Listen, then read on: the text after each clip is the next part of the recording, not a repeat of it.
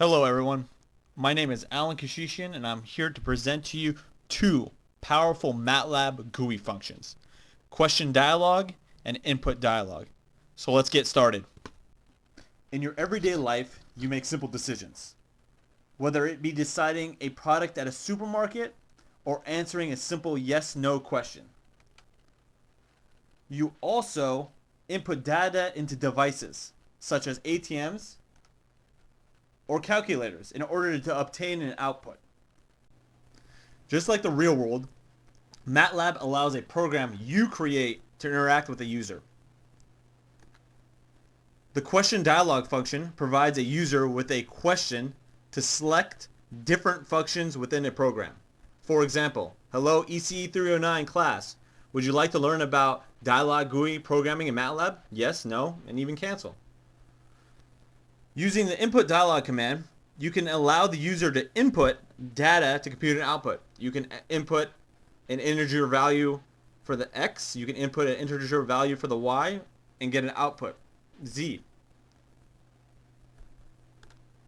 Now that we have a general understanding about the GUI applications, here is a brief tutorial on how to program the functions in MATLAB. The question dialog function can be either using a script or a function that the user creates. For this example, I'm going to create a script. So I'm going to start off by creating a variable called choice. And I'm going to call my function, which is question dialog, which is spelled QUESTDLG. And then I'm going to ask my question. Is it hot outside?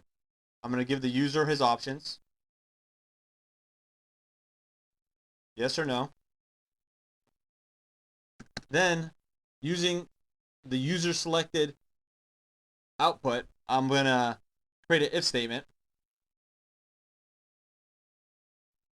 that uses the variable and asks it if it's equal to yes.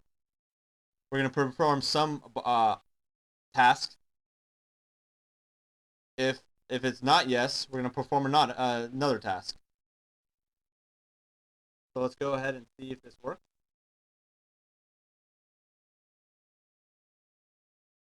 As you can see, we get a pop-up menu that gives the user a choice. Since we don't have anything connected to it, it's not going to produce an output. But for more information on the question dialog, type in help, quest, DLG. The next function I'll be talking about is the input dialog function. And I'm going to build a simple calculator that the user can input values to and see an output. So we're going to create a variable called title. I'm going to go ahead and just copy this right here to save some time. So we're going to create a variable called title. And we're going to create a prompt. Now the prompt variable is used to label the actual inputs the user will be placing into the GUI.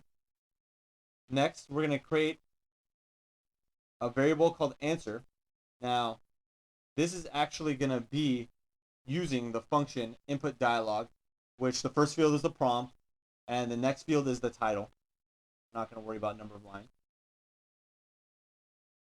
So, the one thing we need to consider is that the input dialog saves it into the cell format. So, in order to add the two values together, we have to break it from a cell format using cell.mat, and then we're going to have to change that from a string, because it's default, into a string value, into an integer. So we're going to create an x value using string to num, and then cell.mat, and then the answer in cell 1 for the x value, and then for the y value the same thing, but the answer in the cell 2. So we're going to add the two values together.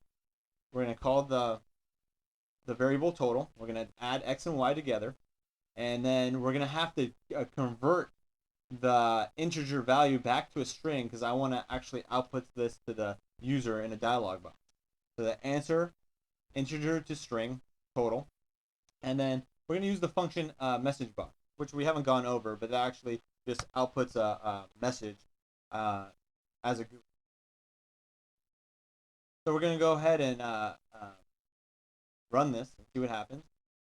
So we have to enter the x value, so we're going to enter a 5, and we're going to enter the y value as a 4, and we're going to press OK, and we should get a 9, and which we do. So